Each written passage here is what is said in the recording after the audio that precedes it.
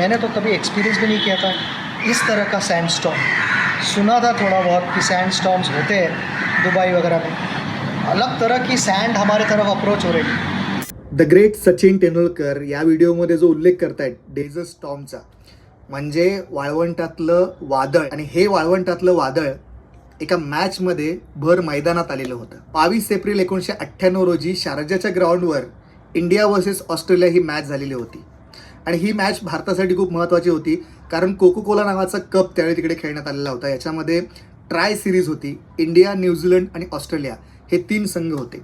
ऑस्ट्रेलियाचं obviously पारडं जड होतं, त्यांनी थ्रू आउट सिरीज जबरदस्त कामगिरी केली होती. पण न्यूझीलंड आणि इंडिया या दोघांची कामगिरी बरोबरीत होती, त्यामुळं हा सामना डिसायडर सामना होता इंडियासाठी. या सामन्यामध्ये जर भारताने चांगली कामगिरी केली तरच भारतीय संघ फायनलसाठी क्वालिफाय होणार होता आणि फायनल ऑस्ट्रेलियासोबत होणार होती.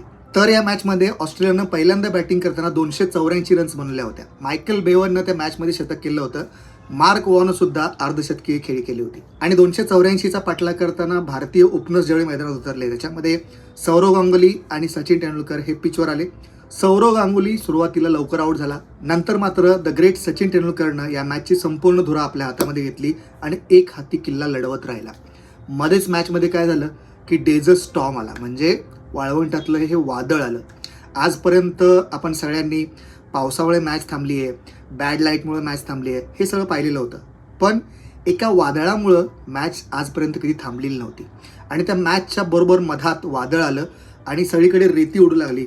सगळे जे प्लेयर्स होते ते खाली झोपू लागले, वाऱ्यापासून वाचू लागले. आणि मग थोड्या वेळानंतर हे वादळ शमलं. पण त्यानंतर ग्राउंडमध्ये द सचिन तेंडुलकर नावाचं जे काही वादळ आलं ते काही थांबण्याचा नावच घेत नव्हतं.